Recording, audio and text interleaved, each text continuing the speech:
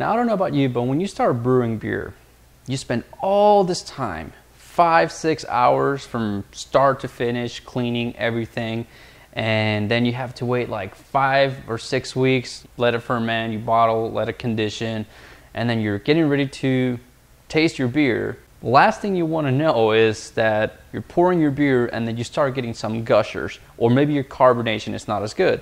Maybe your foam is not as good. You don't have, perhaps you have good head formation, you just don't have good head retention.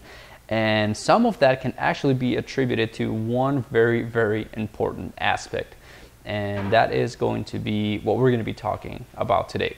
So I'm going to start breaking this down for you so you kind of have a better idea of what cleaning is all about and why you may think that you know a lot about cleaning, or that there isn't really that much to know about cleaning other than using some kind of soap, cleaning up and washing, rinsing off, and you're good.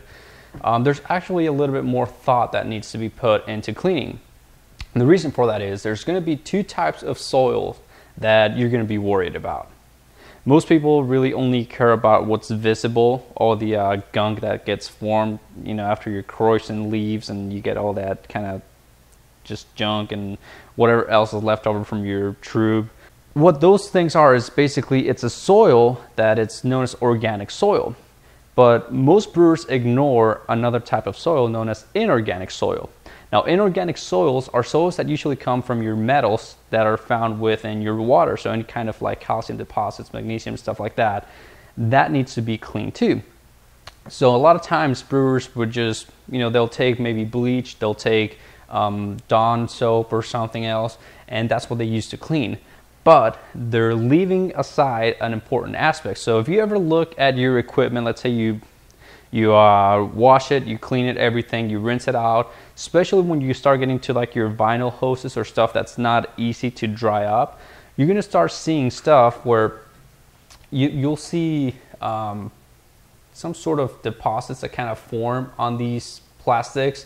And usually the harder your water, the more heavy that these deposits are going to be. And what that is, those are really your inorganic soils that are coming from some of your metals. And there is a difference in the kind of cleaners that you use both to clean your organic soils and your inorganic soils. So one of the best cleaners that you can use is sodium percarbonate. And the cleaners that are best known in the brewing industry is 5 stars PBW, which is mostly sodium percarbonate. Now, it can be a little bit expensive, so an alternative to it can be oxiclean, which is also mostly sodium percarbonate. However, PBW does have other ingredients that oxiclean doesn't have. But let me kind of start breaking this down for you so you can kind of have an idea of why we're using these ingredients, just in case you want to try something else on your own. Although I'm going to give you something that you can use as a substitute for PBW if you cannot afford it for some reason, because it can be a little expensive. But oxiclean basically has ethoxylated alcohol, which is a form of surfactant. And what a surfactant does is it takes your water and it makes it wetter in a sense. So basically, if you've ever woken up a day after it rains and you go to your car and it has like the droplets of water, the water's kind of like in a droplet, and it's kind of like a big droplet. And what the reason for that is because there's surface tension in that water. So what surfactants normally do is it kind of makes those droplets smaller, and it makes it in a sense wetter, so it will allow water to go into some of the crevices. So when you start to clean, that water can go into the crevices and kind of get rid of some of those soils. So that's kind of what surfactants do. Now, the other thing that you need within a cleaner is what's called a builder, and that tends to follow a surfactant. It actually helps surfactants by making your water softer in a way. So especially if you live in an area where you have a lot of hard water, like we do here in Arizona, we have very, very hard water. So you want to kind of soften up the water. And some of the ingredients that a cleaner like PBW has is TSP and some sodium metasilicate. Now the sodium metasilicate, usually it's basically a builder, and that's what it does. It kind of softens up your water, so it kind of makes it even easier to rinse off. And OxyClean, you know, the sodium percarbonate, which is basically the main ingredient, it's really nothing more than sodium carbonate, which is another builder, and then you have your hydrogen peroxide, so it's kind of reacted in within that. So it already has some of that builder, but you also need another one to, you know, help you get rid of some of the metal ions that will get rid of some of these stains. Now, unfortunately, this alone is not really going to be everything that you will need for a cleaner if you want to really clean very well, because what you will be missing with OxyClean is your sodium metasilicate and your TSP. Now, what the TSP is going to be is basically what's known as a chelating agent, and what it does is it also kind of removes some of those metal deposits that I'm talking about. So some of your builders will help you do that, but they're not going to completely remove some of those deposits.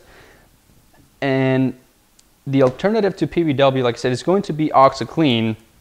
And the closest you can probably get to PBW using OxyClean is adding what's known as TSP 90. It's a cleaner made by Red Devil. You can find at one of your local hardware stores.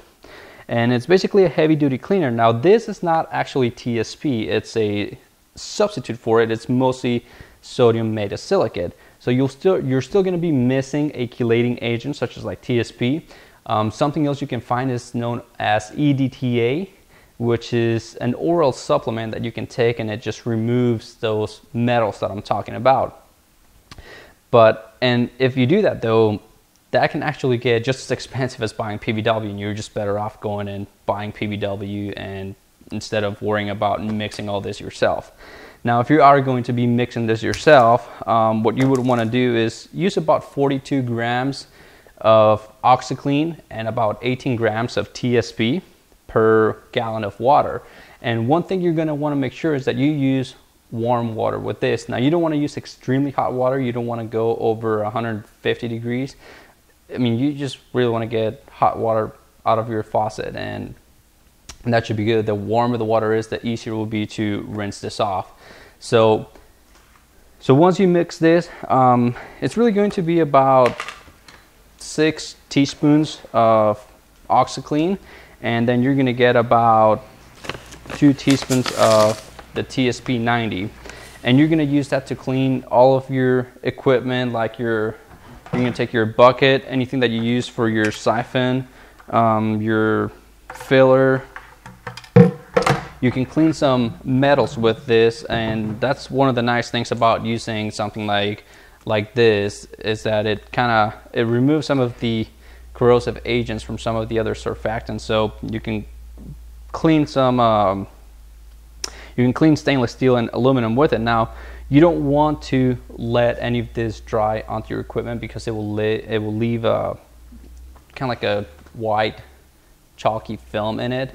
So you want to make sure that once you wash it, you rinse it off right away, and then you should be good to go. So with this, usually what I do is, today is going to be bottling day for me, so I'm going to be cleaning my bottling bucket, the one that I have with the spigot in here. I'm going to be cleaning all my hoses, and then I'm going to be also cleaning my bottles. And that is about it. Once I clean, then I'm going to prepare my sanitizing solution. I use iodophor. Some people use Star San. Either or works fine. Personally, I just find iodophor to be a little bit easier to mix, whatever. Actually, it's about the same, Star San or iodophor. But that's just what I have at home. And if you have any other questions regarding cleaning, then don't hesitate on leaving me a comment, and we'll see you on the next video.